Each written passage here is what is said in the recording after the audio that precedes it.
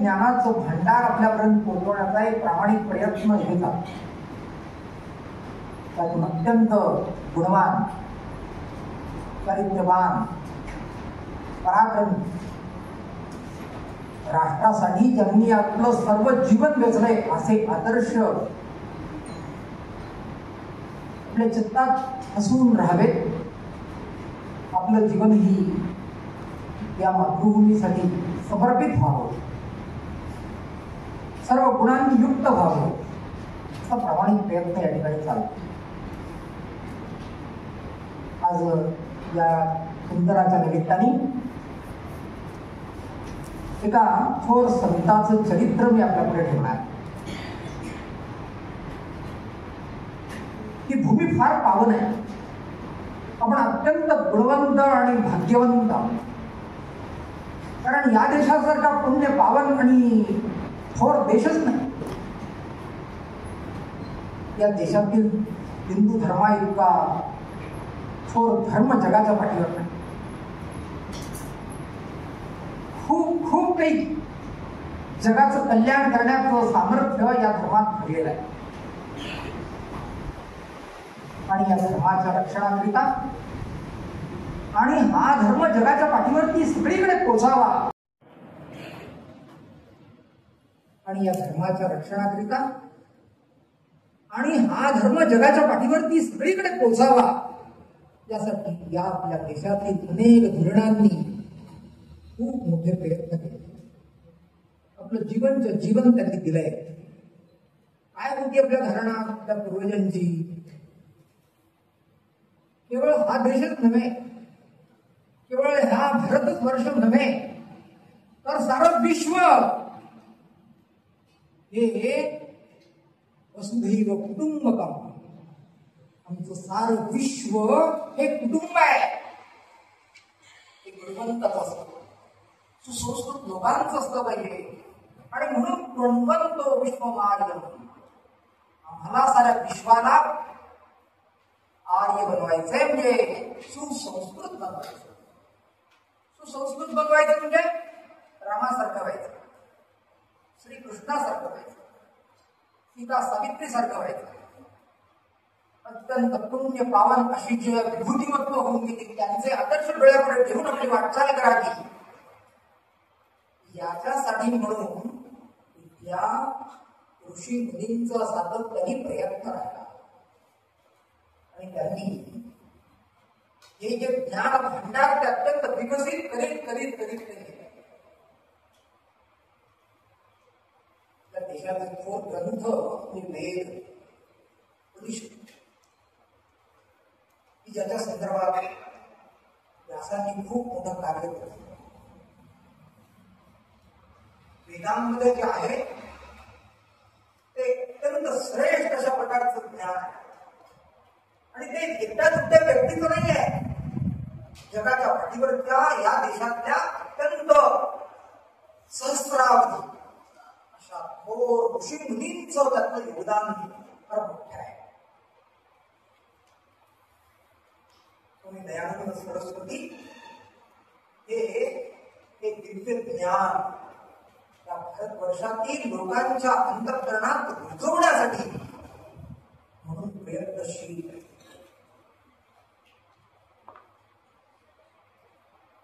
ते सगळ्या गुणांनी युक्त, अत्यंत सामर्थ्यशाली. त्यांची साधना जी आहे ज्ञान साधना ती फार मोठी आहे. यावर्षी त्यांच्या जन्माला 200 वर्ष पूर्ण. 1824 2024 साल संपूर्ण 2025 साल सुरू झालाय. म्हणजे 200 वर्ष संपली आणि 201 वर्ष सुरू आहे. आणि म्हणून त्यांच्या महनीयतेची गाथा आपल्यापर्यंत ठेवावी म्हणून तो विषय मी आपल्याकडे मांडला. सौराष्ट्र नावाचं गुजरात मधला एक भाग, ज्याच्यामध्ये द्वारकाही,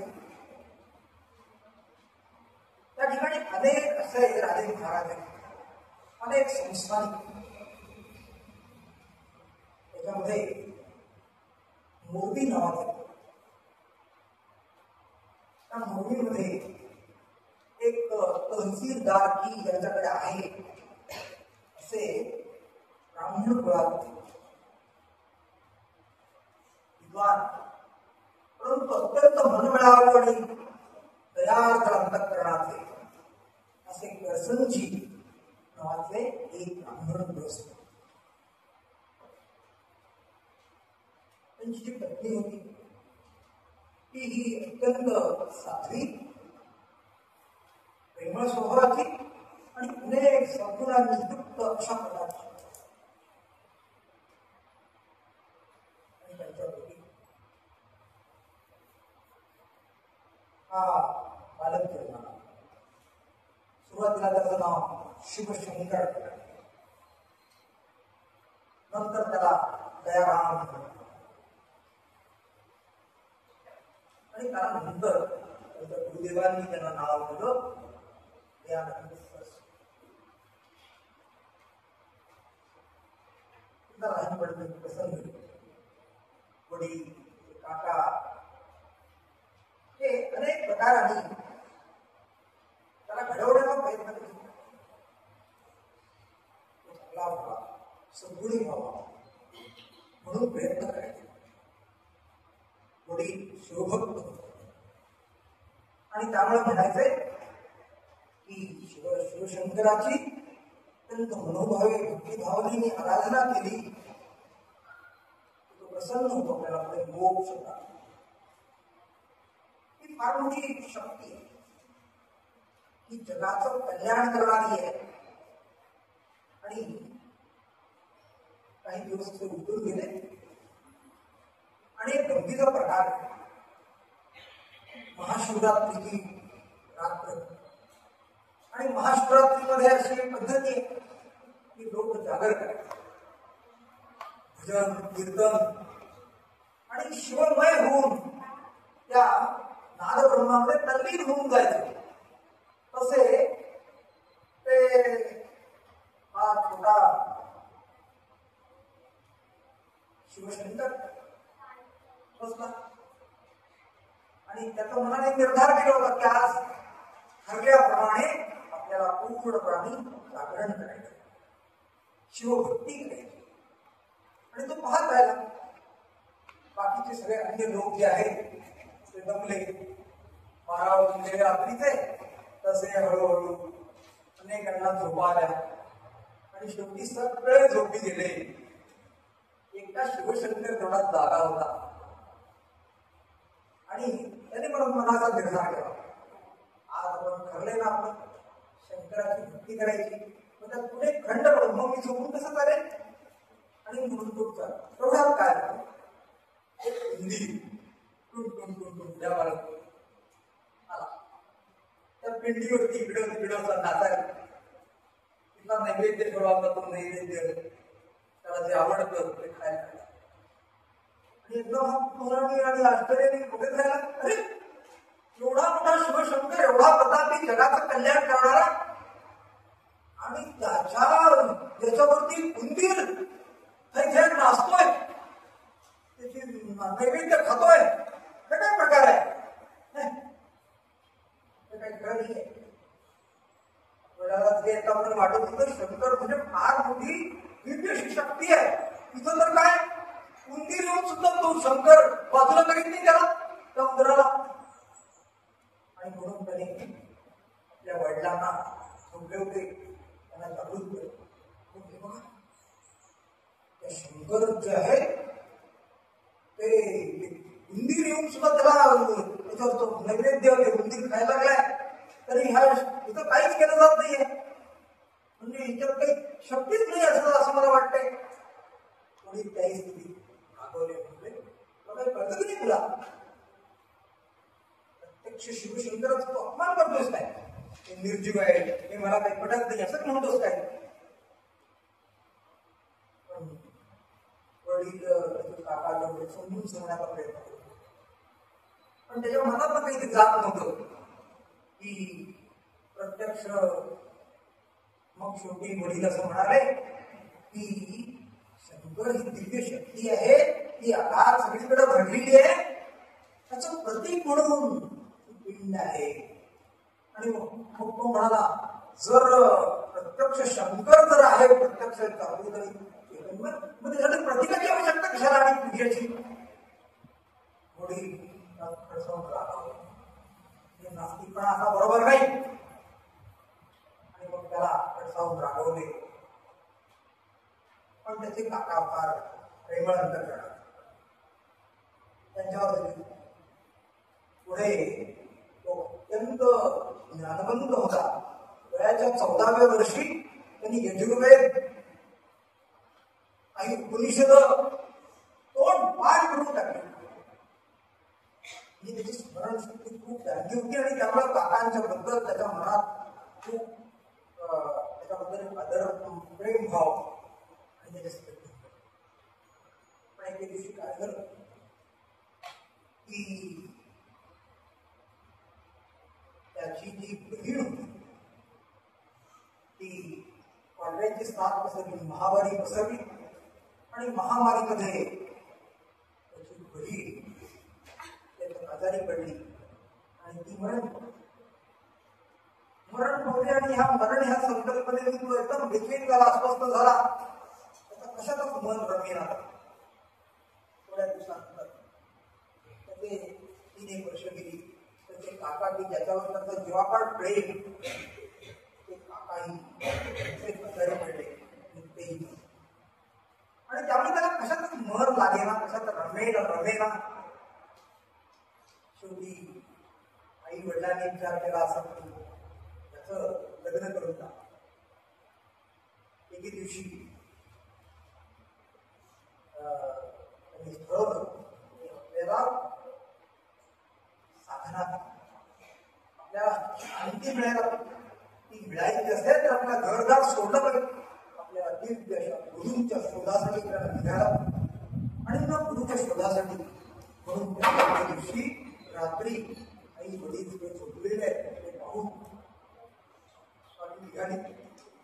आणि मग वेगवेगळ्या ठिकाणी गुरुचा शोध घेता घेता ते कर्णावतीला आले, बडोद्याला आले, त्यानंतर वाराणसीला आले, अयोध्या, वेगवेगळे असे स्थानक करीत ते निघाले. त्याला गुरुचा शोध.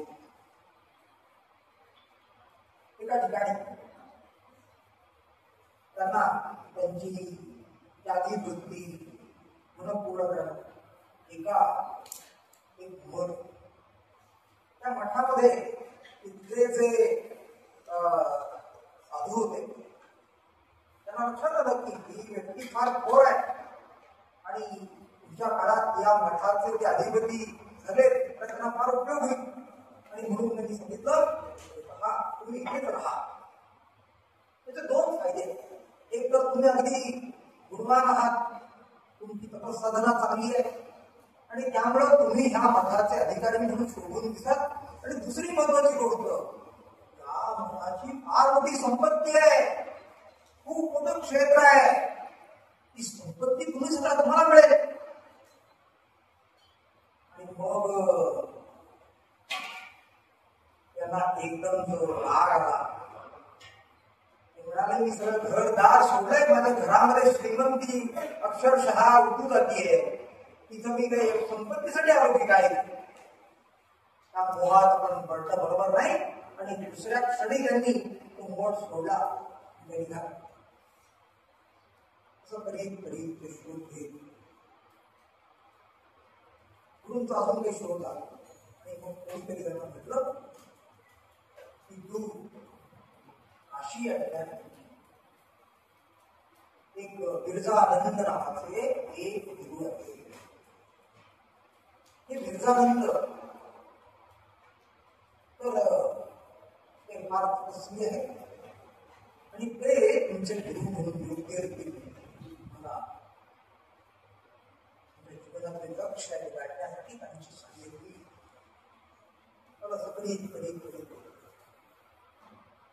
खूप अंतर काढून ते काशीला पोहोचले. आणि त्यानंतर ज्या त्या गुरुदेवांच्या त्या कक्षासमोर ते गेले, दरवाजा बंद होता आणि दरवाजा ठोठावला आणि आतून आवाज आला, कोण आहे? तर तुम्ही माझे गुरु हवे म्हणून मी शिष्यत्व स्वीकारण्यासाठी, म्हणून तुमच्या पायाशी नतमस्तक होण्यासाठी आलेलो आहे. माझं नाव शिवशंकर. तर आतूनच आवाज आला, काय तू संस्कृतचा कोणत्या ग्रंथाचं अध्ययन केलेलं आहे? तर त्यांनी सांगितलं की कौमुदी आणि संस्कृत व्याकरण त्या ग्रंथाचं नाव सांगितलं. अडतीस ग्रंथ. ते ग्रंथ आता ज्या क्षणात नदीत फेकू नये, यमुनेमध्ये जाऊन ते फेकू नये म्हणून त्याला सांगितलं. ते ग्रंथ घेतले डोक्यावरती आणि ते ग्रंथ घेऊन अक्षरशः 400 मैल चालत चालत चालत जाऊन त्या नदीत कोणताही न विचार करता ते नदी समर्पित करून ते पुन्हा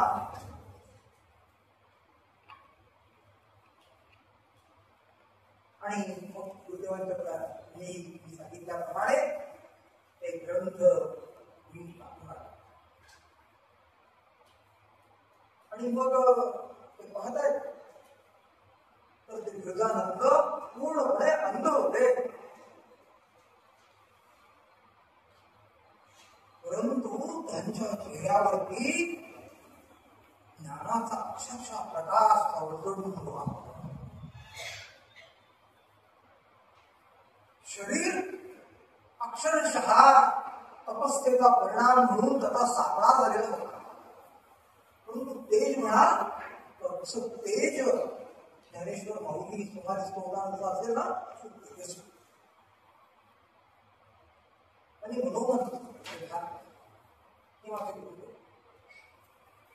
यांच्या आज्ञेवर हुकूम आपण वागायचा आणि त्याप्रमाणे गुरूंची अत्यंत मनोभावे सेवा करू लागली. मग रोज पहाटे उठायचे, यमुनेला जायचे. मोठा हंडे असायचे, ते हंडे तिथे भरून गुरूंच्या स्नानासाठी आणायचे, त्यांची मनोभावे सेवा करायची. मी जितकी सेवा करता येईल तेवढी. काय झालं की गुरुंना एकदम राग आला आणि हाताच्या सह्याने शिवशंकरच्या पाठीवर कान मारल्यानंतर त्यांचे हात दुखायला गुरूंचे असं एकदम पुढे झाले लागलं. आता इथून पुढे मला शिक्षा द्यायची ना की वेदाची काठी, त्या काठीनेच मला झोडपून काढायचं. हाताने मारल्यानंतर पुन्हा त्रास होतो.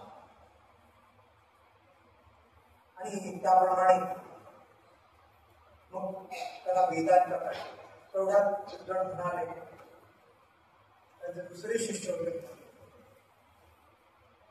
गुरुदेव तो तुमची किती मनोभावे सेवा करतोय आणि तरी तुम्ही त्याला मारताय. हाताने लागतंय म्हणून मग त्यांनी हे केलं तर तुम्ही काठीने मारताय त्याला. तर हे या शिवशंकर आपल्या संबंधी गुरुदेवांना हा बोलतो. राग आला. मग त्या शिष्याला सांगितलं, पुन्हा माझ्या गुरूंना असं बोलशील तर याद राखून दे, तुला फोडून काढीन. तुझा जीव घे. माझ्या गुरुदेवांना अजिबात बोललेलं चालणार. गुरुदेवांची खूप मनोभावे सेवा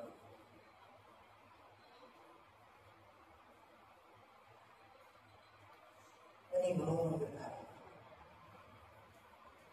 आणि मग त्यांनी संपूर्ण देशामध्ये वेदाध्ययन केलं. खूप मोठी साधना केली. ज्ञानाने आणि आणि सगळ्या ज्ञानाचं सार त्याच्यामध्ये आहे. वेदांचा दिव्य प्रकाश, ते वेदांचं सत्य ज्याच्यात आहे आणि दिव्य प्रकाश असं सत्यार्थ प्रकाश नावाचा एक दिव्य ग्रंथ त्यांनी लिहिला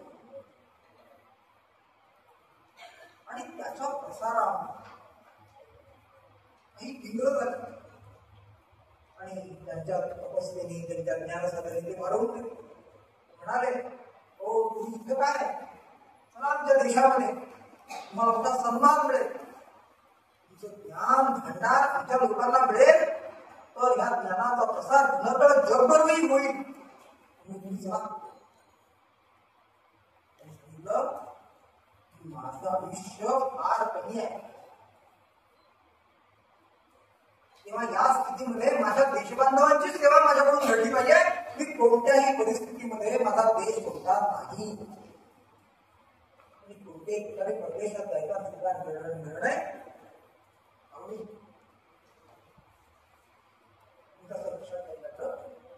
तिथं फार मोठ्या प्रमाणात धर्मांतरण, हिंदू धर्माच्या लोकांना मुसलमान, ख्रिश्चन मिशनरी ख्रिश्चन करतात, आपल्या हिंदू समाजाचा जागोजागी अपमान करतात. ते थांबलं पाहिजे.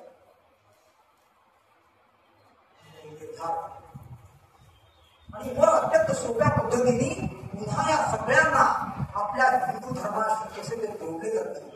पुन्हा त्यांचं धर्मांतरण म्हणजे पुन्हा त्याला वापसी धर्म वापसी म्हणतो, ती कशी होईल.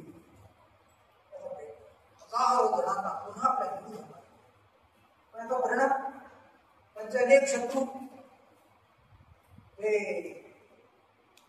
हिंदू धर्म सोडून मुसलमान झाले, त्या मुसलमानांना पुन्हा हिंदू करतायत, ख्रिश्चनांना पुन्हा आपल्या धर्मात घेतायत. म्हणून असे जे धर्मोपदेश होते ते त्यांचा द्वेष करायला,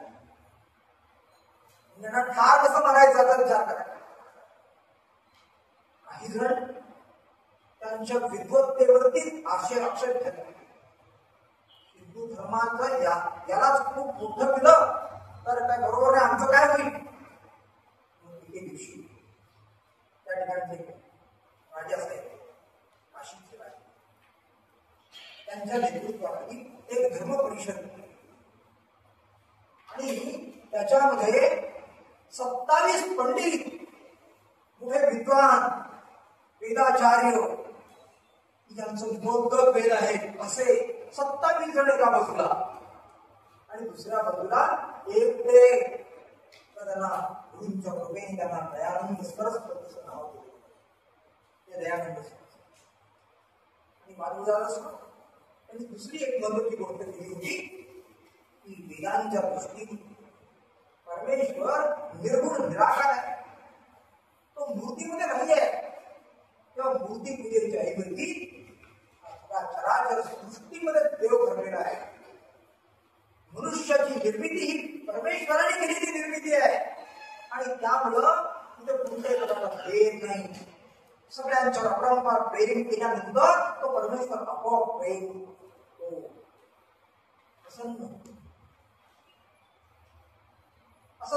त्यामुळे आमच्या हिंदू धर्मातले सुद्धा लोक त्यांच्या विरोधात, तर त्याची परिषद झाली आणि त्याच्यामध्ये त्या 27 जणांच्या निरनिराळ्या प्रश्नांना एक दयानंद सरस्वती सोक्ष उत्तर दिले.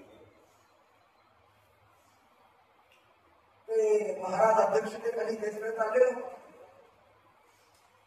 त्याच्या या 27 पंडितांपैकी एक जण होता,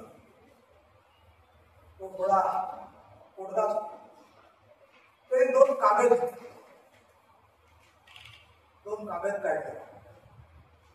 काढले. त्या सगळ्यांच्या लक्षात आलं असतं की यांना हार हरवणं काही सोपं नाही, कारण हे ज्ञानाला कोळून प्यालेले आहे आणि त्यामुळं आपलं काय चालायचं. म्हणून त्यांनी काय युक्ती केली, 2 कागद त्यांच्या हातात. मग कागद काय करून ते वाचायला लागले. वाचता ते थोडा वेळ गेला की त्याच्यात तर एकदम कांगाव सुरू केला या सगळ्या पंडितांनी. हो बघा हे थांबले, हे काय पुढे बोलू शकत नाही, ह्यांचं काम थांबलं. आमच्या प्रश्नाला याला उत्तर देता येत नाही, त्यामुळे एकदा पराभव झालेला आहे. आणि मग सुद्धा एकच कल्लोळ केला. दयानंद सरस्वती पराभूत झाले. दयानंद सरस्वती परत आणि त्यांच्यावर दगड मारणं, शेट टाकणं, त्यांच्यावर आणखी काही देखील त्यांना त्रास होऊन जखमी करण्याची व्यवस्था केली. मोठा गोंधळ केला. त्याही स्थितीमध्ये ते निरोधात्मकपणाने ठामपणाने आणि नंतर त्यातले जे प्रतीक होते काही माफी की आम्ही लोकापवादासाठी म्हणून आम्ही यांच्या नादी लागून हे विवाद हे दयानंद सरस्वती काय आणि ते महाराज जे होते त्यांच्या अध्यक्षतेखाली हे चालू होतं, त्यांनी माफी मागितली की माफ करा, मी पक्षपात केला. आणि दयानंद सरस्वतींचा त्याच्यामध्ये होते आणि ते आपल्या देशामधलं सर्वात सगळ्यात महत्वाची गोष्ट की 57 स्वातंत्र्य संघर्ष. आणि त्यांनी ठरवलं या देशामध्ये आपल्याला पुन्हा चैतन्य शक्ती संचलित केली, या देशाला जागृत केलं पाहिजे आणि आपला धर्माचा प्रसार अत्यंत वेगवान रीतीने केला पाहिजे. आणि म्हणून आर्य समाजाची स्थापना केली. दुसरी महत्वाची गोष्ट ही केली की वेगवेगळ्या अशा प्रकारच्या माध्यमातून शाळा असतील, महाविद्यालय असतील, सगळ्यात महत्वाची गोष्ट गुरुकुल, आदर्श गुरुकुल निर्माण. ज्या गुरुकुलामध्ये आपण आलो, गुरुकुल म्हणजे काय तर वेगळं सांगायला ही सगळी शिक्षण प्रणाली ही या इंग्रजांनी उद्ध्वस्त केली. तर ती शिक्षण प्रणाली गुरुकुल निर्माण झाली पाहिजे याच्यासाठी आणि अतिशय वेगाने सगळीकडे काम बसवायला. दुसरी सगळ्यात महत्वाची गोष्ट त्यावेळी त्यांनी एक क्रांतिकारक केला. त्या सगळ्या क्रांतिकारकांना त्यांनी सहाय्य करायचं.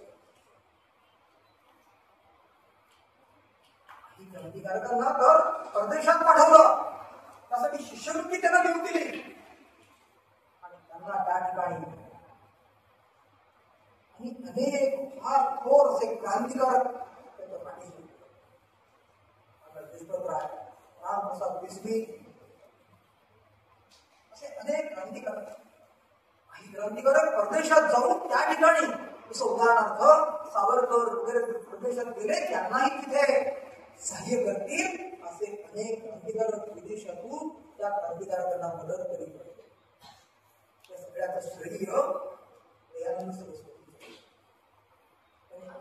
श्रेय आणि या सगळ्या क्रांतिकारकांना बळ म्हणायचं. या देशाला स्वातंत्र्य मिळण्यासाठी शस्त्र धारण करते. हा सामान्य असा संत जनतेच्या सुखासाठी परंपार झुजायचं, कष्ट करायचं, अत्यंत दयार्थ अंतःकरण, अतिशय प्रेमळ, कितीही गरीब असो, कितीही खालच्या समाजाचा असो, सेवा करायची. तिला काय करायचं की त्यांचे प्रमुख अधिकारी हिंदूंनी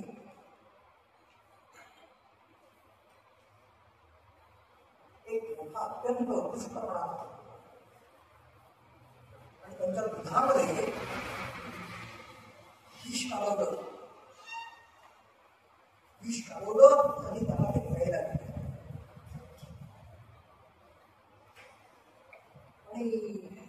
आणि ते दूध प्यायले.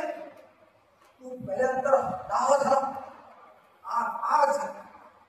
लक्षात आलं त्या शरीरात विष सगळे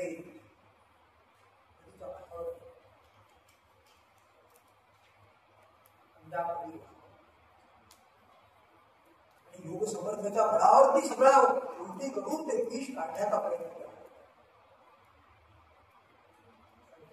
त्या दृष्टीने योग सामर्थ्याच्या बळावरती एक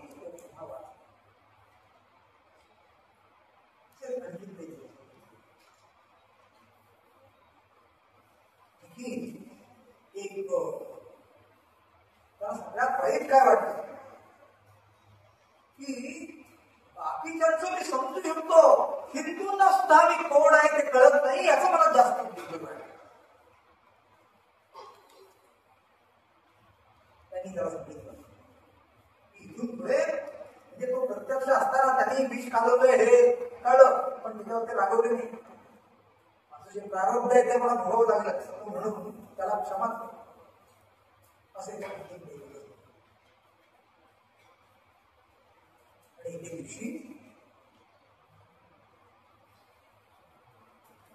तर त्यांच्या विरोधात अनेक टपलेलेच होते. याचा घात कसा करता येईल, कारण हे इतक्या वेगाने हिंदू धर्माच्या रक्षणाचं, हिंदू धर्माच्या प्रसाराचं, लोकांना पुन्हा आपल्या धर्मात हिंदू धर्म बळकट करण्याचं प्रचंड काम करीत होते. त्यानंतर लवकर अडसर दूर झाला पाहिजे म्हणून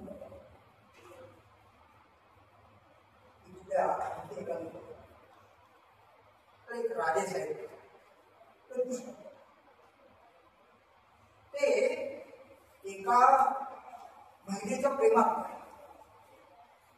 मुस्लिम आणि हे कळलं की महाराजांच्या विरोधात हे स्वामी दयानंद सरस्वती देखील करतायत. महाराजांना त्याच्यापासून परावृत्त करण्यात आलं. ती जी बाई होती तिच्या प्रेमात हे महाराज पडलेले होते. त्या महाराजांना समजून सांगण्यात आलं त्याचा राग त्या बाईला आणि अनेक पट कारस्थान आणि पट कारस्थान करून जो स्वयंपाकी होता त्याला दूध विष त्या जो काही स्वयंपाकी होता त्याच्याकडे घेऊन दयानंद सरस्वती ने ते दूध घेतलं आणि नंतर त्यांनी आणखीन काही दिलं होतं ते पेय घेतलं आणि नंतर त्यांना खूप मोठा आघात झाले, त्रास होऊन गेला, रक्त पडायला लागला. रक्त पडायला लागल्यानंतर सुद्धा तर ते त्यांच्या हात बघून तो साधू जो स्वयंपाकी होता तो पुढे आला, महाराज मला माफ करा की महाराज आणि महाराजांच्या माणसांनी मला सांगितलं त्यामुळे तुमच्या त्या दुधामध्ये मी काचेची पूड मिसळली आहे.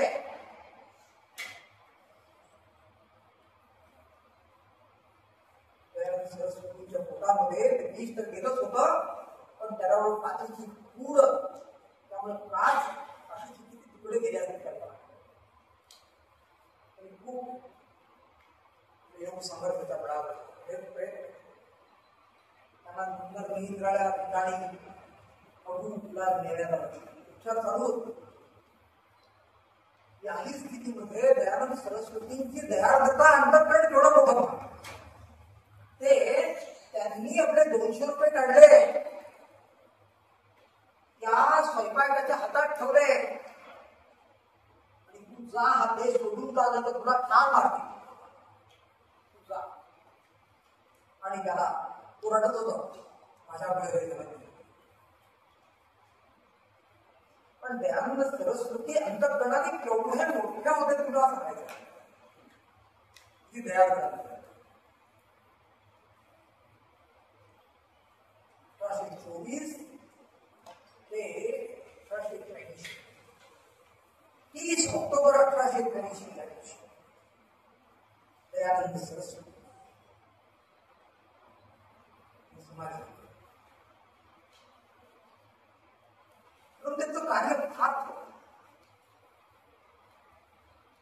एका बाजूला आपल्याला माहिती असेल तर पंजाब सिंध तिकडे इकडे यवनांनी रंगनाथ चालवलं, आमची मंदिरं फटाफट फोडली जातात, अत्याचार होतो. इकडे ख्रिश्चन मिशनरी प्रयत्न करत होते, देशाला दुर्बळ करण्याचा प्रयत्न होतो. 1857 स्वातंत्र्य युद्ध झाल्यानंतर त्याच्यात पराभव झाल्याचा परिणाम सगळं थंडगार पडतंय का अशी स्थिती निर्माण झाली होती. या स्थितीत सुद्धा पुन्हा देशात चैतन्य करण्याचं काम स्वामी आनंद सरस्वती मला एक वेगळ्या प्रकारचं तेज प्राप्त. आश्चर्य वाटेल इतक्या विविध ठिकाणी आर्य समाजाची स्थापना करून अगदी मुंबई सारख्या ठिकाणी देशाच्या अनेक महत्वाच्या शहरांमध्ये वेगवेगळ्या गावांमध्ये आर्य समाजाचं काम आपण वैज्ञानिकांनी विस्तृत केलं. तुम्हाला खूप मोठी प्रतिभा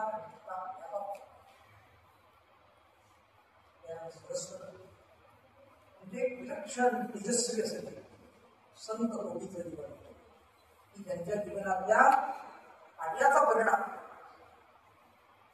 प्रचंड विद्वत्ता, अत्यंत शरीर योग सामर्थ्याने घडलेलं असतं जीवन. तुमच्या काळात विश्ववादाचा प्रकार केल्यामुळे मर्यादा आली, परंतु शेवटच्या श्वासापर्यंत त्यांनी हिंदू धर्माची सेवा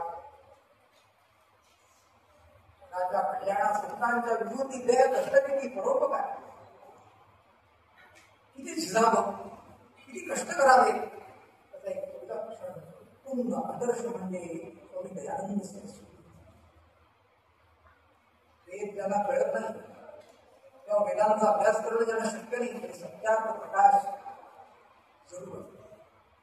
जगाला मार्गदर्शन करणार दिव्य तत्वज्ञान ठरलंय, दिव्य प्रकाश पुंज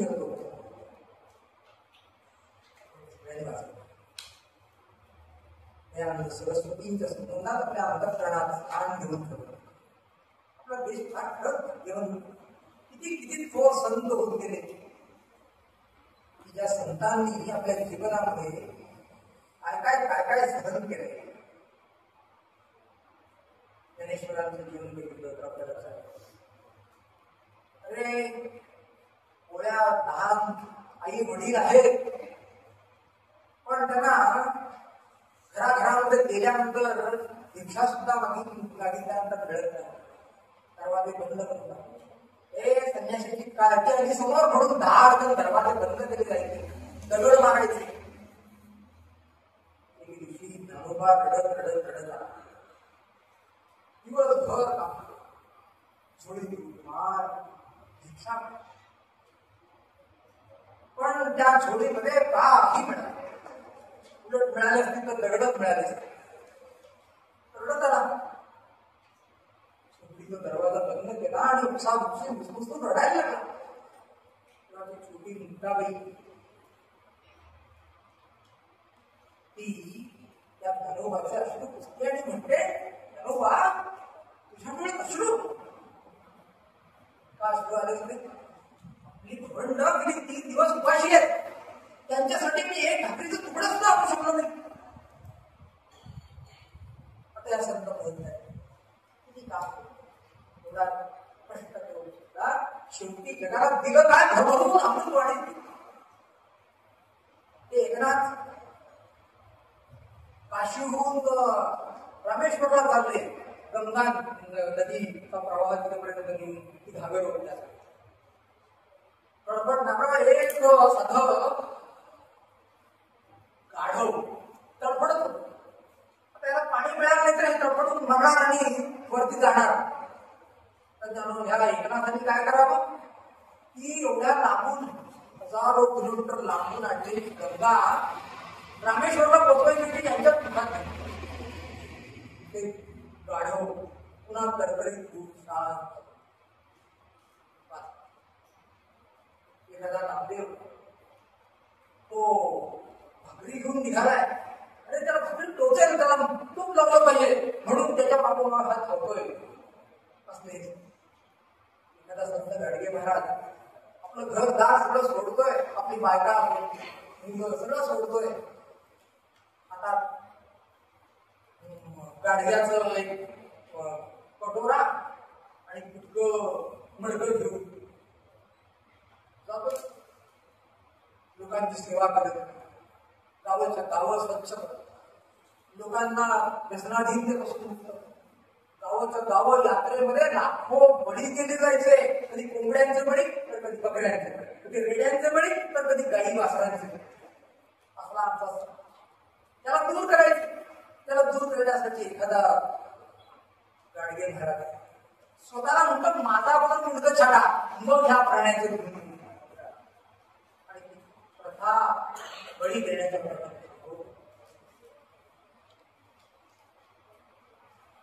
एखादा संत काय त्याला भिंतीत चिडून मारलं जातं किंवा काम करता करता त्याच्या अंगावर सगळी भिंत कोसळते, त्यातून मरून जातो. त्या संतांनी जगाच्या कल्याणासाठी खूप काही केलं आणि काय केलंय सगळ्यात महत्वाची गोष्ट, त्या सगळ्या समाजाला या धर्माशी या मायभूमीशी इतकं अतूट जोडून टाकलं की ते औरंग्यासारखे पापी होत नाहीतर अफजल्यासारखा पाताळ यंत्री कारस्थानी क्रूर राक्षस या सगळ्यांच्या तावडीतून देश वाचवण्याचं काम संतांच्या दीर्घ कार्यातून झालं आणि त्यामुळं हिंदू समाज शून्य या देशाला खूप आज आपण पाहतो की त्या लाहोरचा त्या रावळपिंडीचा त्या पाकव्याप्त काश्मीरचा ते दुष्ट नराधम विश्वासघाती पाकिस्तानी आणि तिथले अतिरेकी आणि जैश असल्या सगळ्या अतिरेक्यांच्या जागोजागी त्या ठिकाणी संघटना काम करतात. काय करतात का या देशाचं वाटोळं कसं करायचं, त्या अतिरेकी कारवाया कशा करायच्या, हा देश उद्ध्वस्त कसा करायचा. ते शूर जवान प्रचंड काम करतात. ती लाहोरची भूमी ती लवभूमी आहे. लवकुश त्यापैकी लव त्याने उभं केलेलं असे शहर रामाच्या त्यासाठी म्हणून ते लवकुश लाहोर. आपल्या जवानांनी आपल्या वायुदलांनी पुन्हा पराक्रम गाजवलाय. त्यांचे जे कारवाया करणारे दळ आहे ते उद्ध्वस्त करण्याचा प्रयत्न केलाय. त्यांच्या लष्करी कारवाई तिथे चालतात, त्या लष्करी यंत्रणा बंद पाडण्याचा प्रयत्न केलाय. त्यांची ती विमानं पाडली, त्यांचे सगळे क्षेपणास्त्र वरच्यावर उद्ध्वस्त केली, पराक्रम केला. हा सगळा देश आमचा संत महंतांनी हिंदू धर्माशी त्याला पुन्हा मुक्त करायचंय. काश्मीर मुक्त करण्यासाठी आमचे गुरु तेग बहादूर त्यांनी प्राणार्पण, त्या काश्मीर मधल्या पंडितांच्या रक्षणासाठी स्वतःचे प्राण दिले. संत आणि म्हणून संतांच्या जीवनाचं चरित्र ही आपण अंतःकरणावर वाचली पाहिजे आणि त्यातून खूप बोध घेतात. जगत कल्याण, राष्ट्र रक्षणार्थ इथे ज्ञान साधना करताय. त्या गुरुकुलामध्ये आपले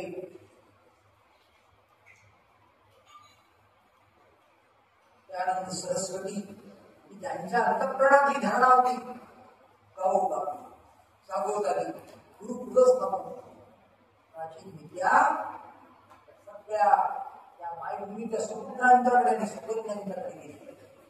धडपड आहे गुरुकुलामध्ये ज्ञान धरे देतात, तुम्ही आपलं कर्तव्य चोख बजावतात. सगळ्यांना धन्यवाद, नमस्कार करतो.